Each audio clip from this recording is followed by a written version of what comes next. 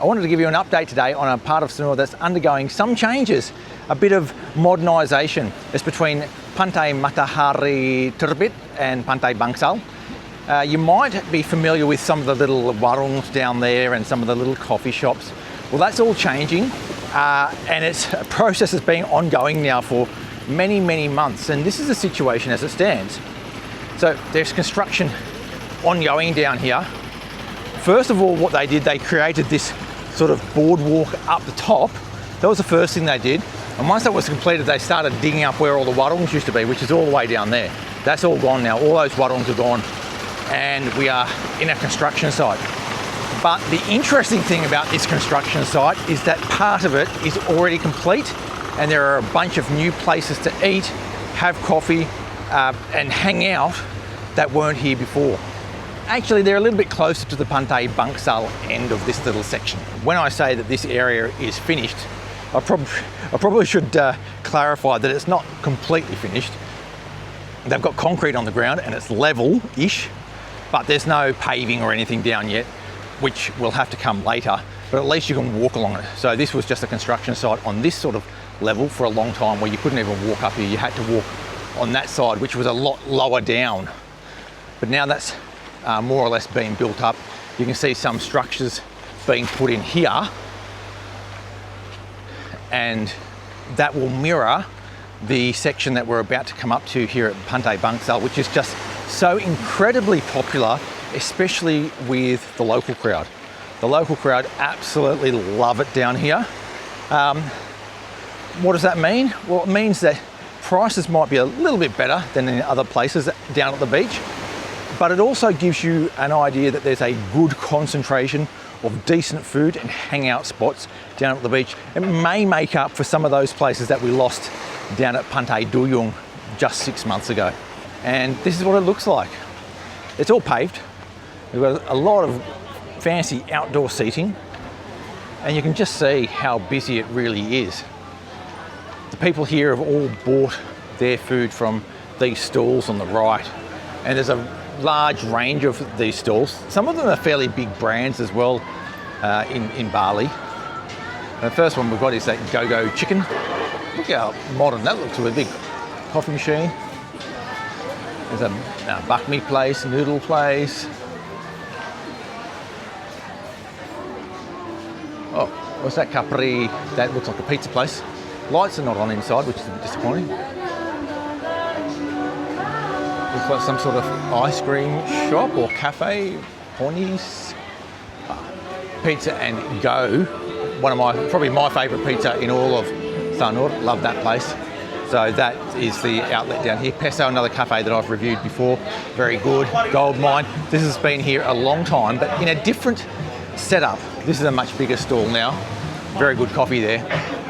Gorgia, another coffee shop. Good place for hanging out. Look at that. Pretty popular.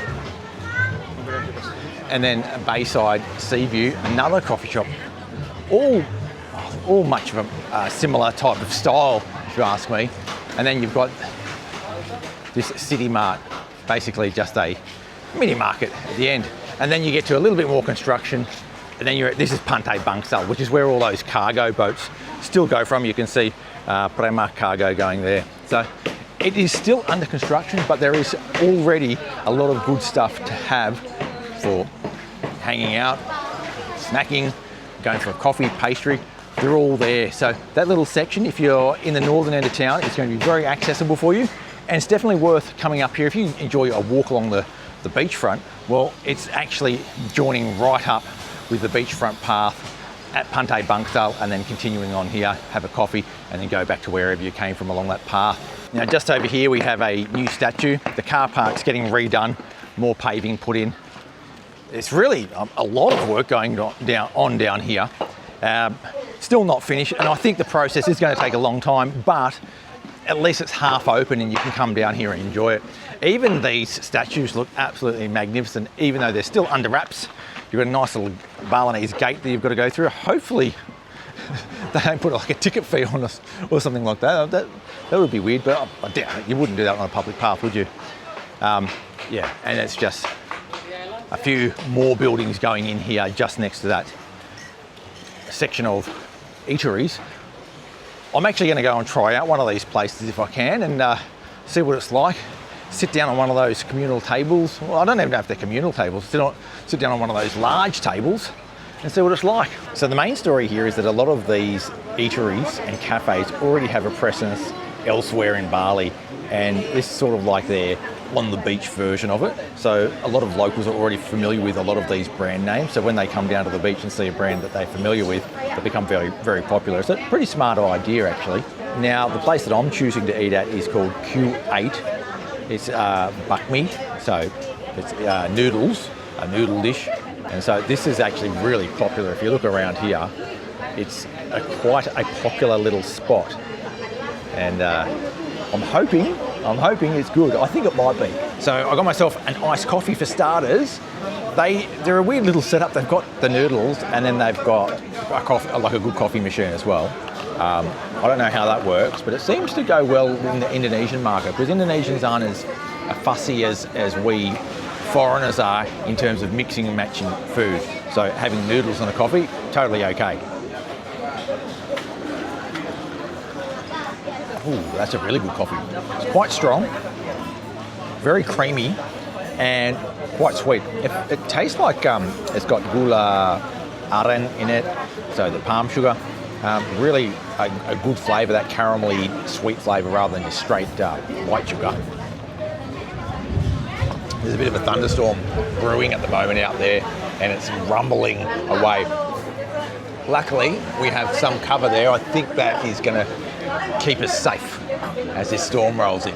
What's really interesting about this drink, it is very enjoyable, but it's also very cheap. 28,000 for an iced coffee of that size here in Sanur, I think is really good value, especially down at the beach. They even do a cappuccino here for 23,000, which is one of the cheaper proper coffees, like from a proper machine, that you get anywhere in Sanur, I reckon. I mean, some of these other places might be doing a similar price, but as far as the rest of Sanur goes, that's just great value. I think that's really sort of targeting that local market, which tends towards opting for slightly cheaper options. Certainly, if you're looking for cheap coffee that tastes very good, this is your first stop. It's brilliant. Another little snippet of information is that some of these places, there's a few pizza places, like Pizza and Go is my favourite pizza in Sanur. They're actually selling pizza by the piece down here as well. So if you don't want to have a full pizza, you can just come down and have one slice and a coffee, which is really nice. It's a sort of style of eating that I think is more popular in Indonesia, where you go and jajan, have a bit of a snack, hang out with friends. That's what it's sort of like down here. Love it. Now, I wasn't going to rave any more about this coffee that I'm getting, but then Susan goes, you know what, mine's even cheaper than yours. I said, well, how much is yours then? And she said hers, which is like a taro latte, it's only 18,000. I mean, well, it's just a bit of milk and taro powder, I guess, but well, it's still very cheap. I mean, they've got a plastic cup, they've got all that ice and stuff in there, and a prime beachfront location. It's just dirt cheap.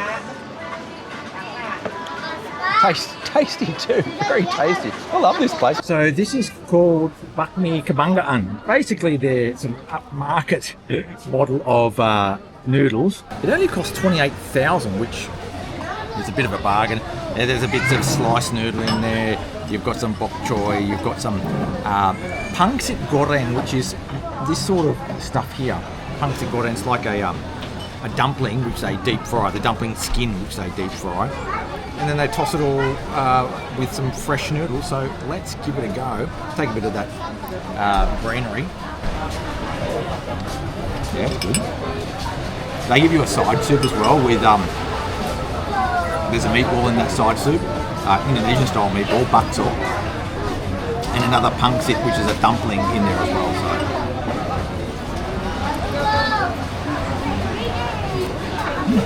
So it's quite tasty. Yeah, 1,000, that's a good deal.